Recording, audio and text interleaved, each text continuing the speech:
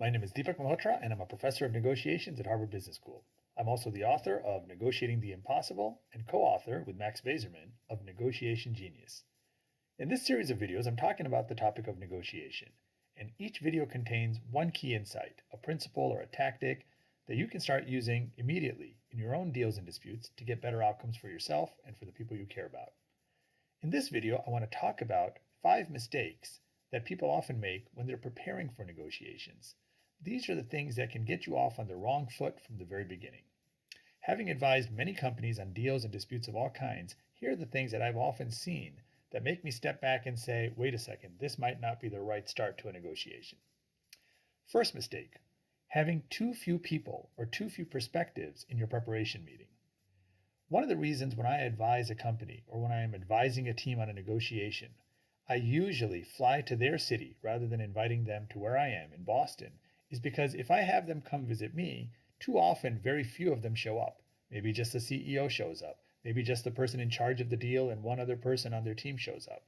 I like to have access to a lot more perspectives on a negotiation, especially an important negotiation, if we're going to prepare for it effectively.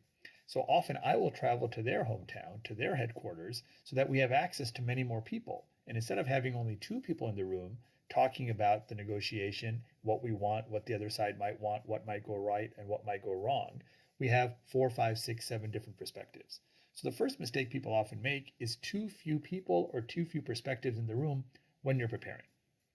Second mistake, too much focus on what we want and the arguments we're going to make in order to have them concede to our demands, and not enough focus on what are the things that they want and what are the arguments that they're going to make. What should we expect them to be saying? How might they frame the negotiation? What might they say that surprises us or makes us defensive? There's so much of a focus on what we rightly deserve and what might be good arguments on our side that we fail to take enough of a perspective and spend enough time thinking about what are they talking about right now as they prepare? How are they going to frame this negotiation? What will their strategy look like? How are they going to try to achieve their objectives? Third mistake, not thinking enough about constraints on their side. What are the things they can and cannot do? What are the mistakes we might make because we assume they have flexibility in certain areas? And what are the opportunities we might lose out on because we don't realize they have more flexibility in other areas? How might doing the deal on the terms we're asking for create precedents that they can't live with? Are there other parties that are relevant to the negotiation that might not be in the room, but that might be impacting their ability to make the deal or agree to certain deal terms? So thinking enough about the other side's constraints is often something that's missing in preparation. Next, fourth mistake, focusing too much on substance and not enough on process. Getting deep down, narrowly focused on the give and take that's going to take place. What is our offer going to be? How are we going to make the offer? How are we going to respond to their offer? Thinking so much about what's going to happen at the table and not paying enough attention to the fact that that table, that meeting, that negotiation is actually part of a longer process. Asking questions like, how much time should we devote to this? How should we sequence different aspects of this negotiation? What are some milestones we should be looking at? Should we have a framework agreement before we get into the substance and the details on any one element of this? Who are all the parties that we should invite into the process and at what time?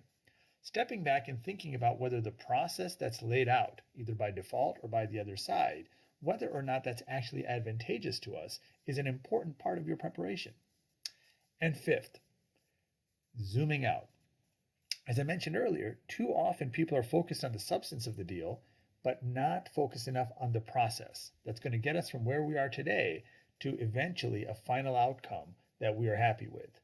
The related mistake about being too narrowly focused is people aren't thinking enough about how this negotiation relates to their broader objectives as an organization.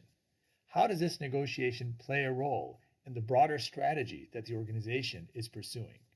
In my experience, you can negotiate every deal that comes to the table brilliantly. Do the best give and take, do the best resolution of disputes, do the best framing of a negotiation, capture and create a lot of value in every negotiation that comes to the table, but you still end up losing as an organization because you haven't stepped back and thought about which negotiations should be doing and should we not be doing. How will this negotiation impact our ability to make deals in the future? Are there things we should and should not agree to here that might cause pain in the future as we try to pursue our broader strategy as an organization? So what are those 5 mistakes again? First, too few people and too few perspectives at the table when you're preparing. Second, focusing so much on our own interests and the arguments we're going to make, not thinking enough about how they're going to enter the negotiation and the arguments they're going to make. Third, not thinking enough about their constraints. How are their hands tied? Where is there more and less flexibility? Fourth, thinking too much about the substance of the deal and not enough about the process that gets us from here to there. And finally, being so focused on this deal and this negotiation and getting as much value as we can from this negotiation and not thinking carefully enough about how this negotiation fits into the portfolio of decisions, the portfolio of negotiations that we want to be conducting over time. Good luck.